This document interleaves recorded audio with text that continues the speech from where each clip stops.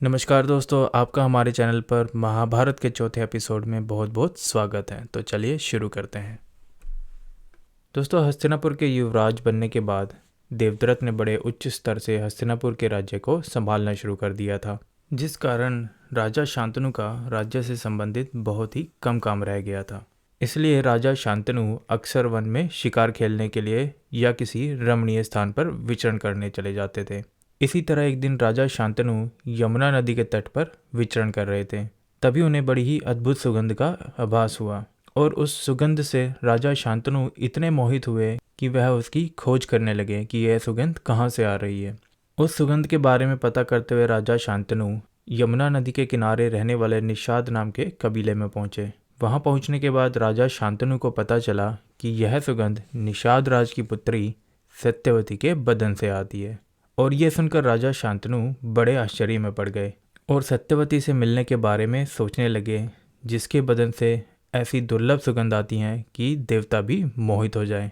जब उन्होंने निषाद राज की पुत्री सत्यवती को देखा तो वह उसको देखकर कहीं खो गए और मन ही मन सत्यवती को अपनी रानी बनाने के बारे में सोचने लगे।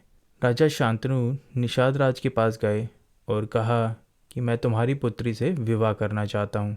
निषाद राज हस्तिनापुर राज्य के बारे में सब कुछ जानते थे और कुछ देर सोचने के बाद वह बोले कि मैं केवल एक शर्त पर ही सत्यवती का विवाह आपसे करवा सकता हूँ कि यदि आप मेरी पुत्री सत्यवती के पुत्र को हस्तिनापुर का उत्तराधिकारी बनाने का वचन दें तो ही मैं आपका विवाह सत्यवती के साथ करा सकता हूँ। राजा शांतनु अपने पुत्र देवव्रत से बहुत प्रेम करते थे और उनको यह भी पता था कि कोई भी दूसरा पुत्र देवव्रत के समान राज्य का उत्तराधिकारी नहीं हो सकता। निषाद राज की यह शर्त सुनकर राजा शांतनु बड़े ही निराश हुए और उनकी इस शर्त को ना मानकर वह हस्तिनापुर वापस चले आए। राजा शांतनु वापस तो आ गए थे, किंतु सत्यवती को नहीं भुला पा रहे थे। सत्यवती के बदन से निकलने वाली उस खुशबू को वह नहीं भुला पा रहे थे और एक बार फिर उनके जीवन में निराशा छा गई थी। निषाद राज की वह कन्या सत्यवती एक मत्स्य कन्या थी। उसका जन्म एक मछली के गर्भ से हुआ था और मछली के गर्भ से पैदा होने के कारण सत्यवती के बदन से मछली जैसी दुर्गंध आती थी और इसलिए उस समय वह मत्स्यगंधा के नाम से जानी जाती थी।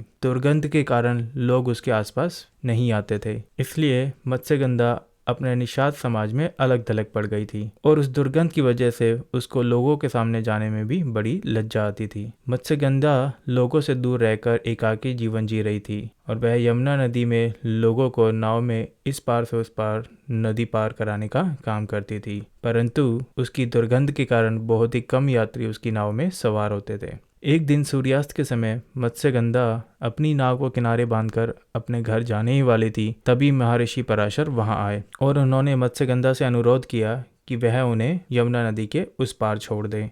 मत्स्यगंधा ने उनकी बात मान ली और सूर्यास्त होने के बाद भी वह महर्षि पराशर को अपनी नाव में बिठाकर नदी के उस पार छोड़ने के लिए चल पड़ी। नदी में वह भी आधे रास्ते ही पहुंची थी, तभी अचानक बड़ी तेज हवाओं के साथ बड़ी भीषण वर्षा होने लगी, जिससे मत्स्यगंधा की नाव भी डगमगाने लगी। जब नाव का संतुलन बिगड़ने लगा तो मत्स्यगंधा ने नाव को यमुना नदी के बीच में बने एक छोटे से टापू पर रोक दिया। सूर्यास्त हो चुका था, इसलिए चारों तरफ अंधेरा छा गया था। तभी महर्षि पराशर ने भीगी मत्स्यगंधा को देखा और उसको देखकर महर्षि पराशर के मन में काम भावना जाग उठी। तभी उन्होंने आकाश में एक बहुत बड़ा ज्योतिषीय गठन देखा। वह एक महान ज्योतिषाचार्य भी थे, इसलिए उन्होंने भविष्यवाणी की कि आज जिस तरह की ग्रहों की चाल है उसको देखते हुए आज एक महान व्यक्ति जन्म लेगा। उसके बाद महर्षि पराशर मत्स्यगंधा के पास गए और बोले कि मैं तुम्हारे साथ समागम करना चाहता हूँ। महर्षि की बात सुनकर मत्स्यगंधा ने कहा कि हे मुनिवर, मेरे शरीर से तो मछली की दुर्गंध आती है, तो आप मेरे साथ समागम कैसे कर पाएंगे? तो महर्षि पराशर ने कहा कि मैं अपने तपोबल से तुम्हारे इस बदन की दुर्गंध को समाप्त कर दूंगा और उसे मन को मोह लेने वाली गंध में बदल दूंगा।